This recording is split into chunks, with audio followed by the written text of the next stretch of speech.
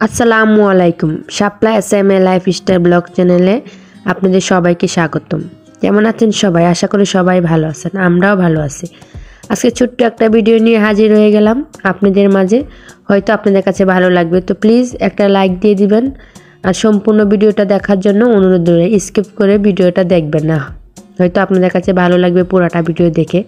তো আজকে আমি হাতের সেমাই রান্না করব, তার জন্য এখানে এই গুড় আগে থেকেই গলিয়ে নিয়েছি, পানি দিয়ে জাল করে নিয়েছি, তারপরে কাই করে নিয়েছি চালের গুঁড়ি দিয়ে। আর এই যে কাইটা আমি খুব ভালোভাবে মেখে নিচ্ছি।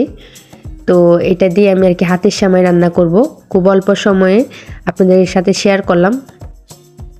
আর আমি এদিকে কাইটা খুব ভালোভাবে মেখে হাত দিয়ে যে সেমাই বানিয়ে নিচ্ছি। দুটা গসা দিলে সুন্দর একটা সেমাই পরিণত হয়। তো এখন পর্যন্ত যারা আমার এই ছোট্ট একটা ভিডিওতে লাইক দেন নাই, তো প্লিজ একটা লাইক দিয়ে দিবেন। আর আমার চ্যানেলটা যদি ভালো লেগে থাকে প্লিজ সাবস্ক্রাইব করে আমার পরিবারের সদস্য হয়ে যাবেন, আর আমাকে সামনে আগানোর জন্য সাহায্য করবেন। আপনারাই কিন্তু পারেন আমাকে সামনে আগিয়ে নিয়ে যেতে। তো আমিও চাই সামনে আগাতে আপনাদের সাথে। আপনারা অনেক সুন্দর সুন্দর কমেন্টস করেন, আমিও কমেন্টসের আশায় থাকি।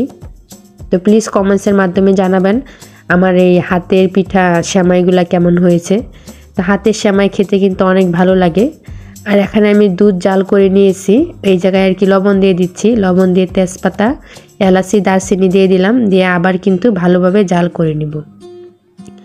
আর যেসব আপু ভাইয়ারা আমাকে একটা লাইক দিয়ে দিচ্ছেন, আমার চ্যানেলটা সাবস্ক্রাইব করে আমাকে পাশে আছেন, সবাইকে জানাই অসংখ্য অসংখ্য ধন্যবাদ। আর আপনারা কেউ স্প্যাম কমেন্টসগুলো করবেন না।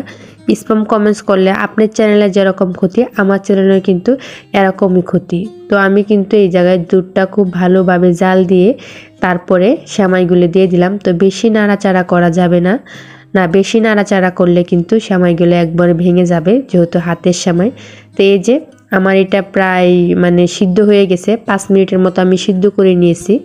এর মধ্যে আমি গলিয়ে রাখা গুড়টা আর কি দিয়ে দিব, না গুড়টা কেটে যেত, তার জন্য আর কি আগের থেকে গুলিয়ে নিয়েছি, ওটা তো আপনারা দেখিয়েছেন।